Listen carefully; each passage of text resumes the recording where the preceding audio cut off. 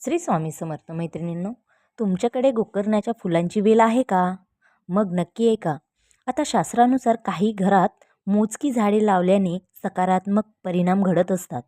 त्यातीलच एक अशी जी वेल आहे ती म्हणजे कृष्णकांता विष्णुकांता असे म्हणतो ते, अर्थात गोकर्ण व अपरिजिता असे सुद्धा म्हणतात. या गोकर्णाला पांढरी किंवा निळ्या रंगाची फुले येतात. या फुलांचा आकार गायीच्या कानासारखा असतो. त्यालाच गोकर्ण असे म्हणतात. श्रीहरी विष्णूंना हेच निळ्या रंगाचे फूल प्रिय आहे. शास्त्रानुसार गोकर्ण घरात लावल्याने धनाची प्राप्ती होते. हे रोप आपल्या घरात लावल्याने लक्ष्मीचा वास आपल्याला घरात राहतो. निळ्या रंगाची वेल घरात वाढली की धनाची वाढ होत आहे असे मानले गेले आहे. त्याचबरोबर समृद्धी, सकारात्मक ऊर्जा वाढते. शनिदेवाच्या पूजेमध्ये निळे गोकर्ण अर्पण केल्यास शनिदेव प्रसन्न होतात. ज्यांच्या कुंडलीत शनीची साडेसाती चालू असेल, काही ना काही प्रॉब्लेम चालू असतील, तर त्यांनी नक्की दर शनिवारी न चुकता निळ्या गोकर्णाचे फूल आणि अर्पण करावे. त्यामुळे त्यांना जो काही त्रास होत असेल तो नक्कीच कमी होणार. आता आपण गोकर्णाचे रोप कोणत्या दिवशी लावावे तर आपण ते कोणत्या दिवशी लावायचे आहे व कोणत्या दिशेला लावायचे आहे हे पण तितकेच महत्त्वाचे आहे. तर दिशा म्हणजेच ईशान्य दिशेला लावल्यास त्याचे शुभ परिणाम मिळतात. त्यासाठी तुम्ही हे गोकर्णाचे रोप लावत असताना न चुकता ईशान्य दिशेला ते रोप लावावे. या दिशेला ईश्वराचा वास असतो. आता आपण हे रोप कोणत्या दिवशी लावावे तर गुरुवारी आणि शुक्रवारी चौघडिया मुहूर्तावर लावणे अत्यंत शुभ मानले जाते.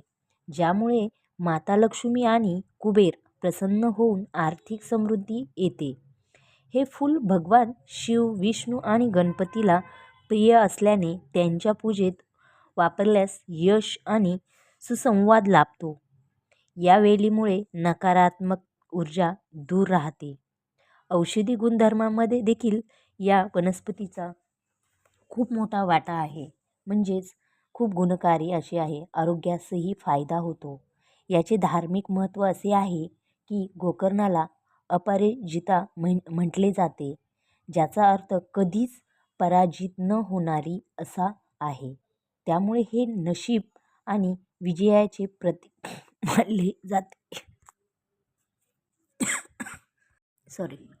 त्याचबरोबर वास्तुशास्त्रात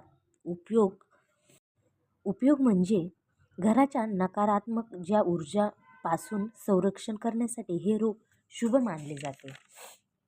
म्हणजे घरात जे निगेटिव्ह पॉवर वगैरे काही असेल, अगर येत असेल किंवा असेल तर ती पूर्णपणे संपून जाते.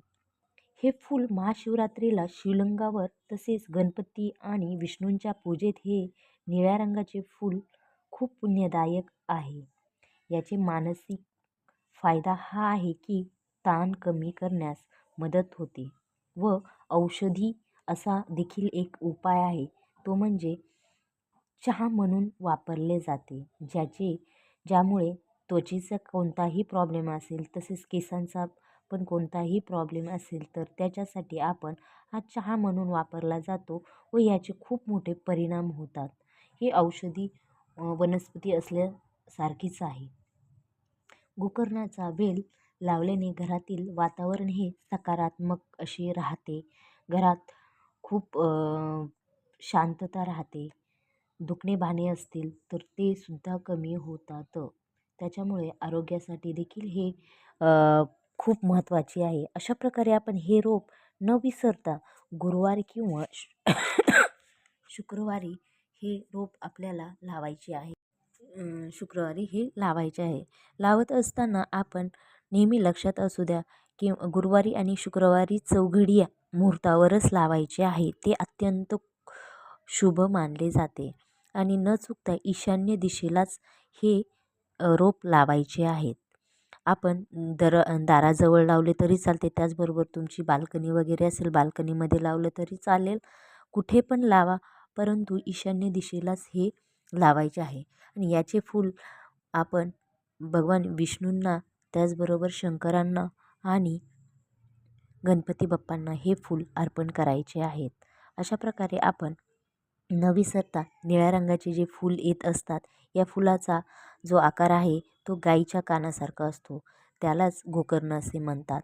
आणि ह्या फुलाची वेल आहे आहे ती शास्त्रानुसार काही घरात मोजक्याच झाडांची जशी आपण लावत असतो, त्याच्यामध्येच हे एक झाड आहे. ते खूप सकारात्मक परिणाम घडत असतात. त्यातीलच एक अशी जी वेल आहे ती म्हणजेच कृष्णकांता विष्णुकांता म्हणजेच गोकर्ण. अशा प्रकारे ह्या झाडाची आपण लावायचं आहे गुरुवार आणि शुक्रवारी. जर मैत्रिणी तुम्हाला माझा हा व्हिडिओ आवडला असेल तर नक्की चॅनलला सबस्क्राईब करा, लाईक करा, शेअर करा आणि न विसरता बेल आयकॉन बटन प्रेस करा. नवीन अपडेटसाठी कमेंट्स बॉक्समध्ये लिहायला विसरू नका. श्री स्वामी समर्थ.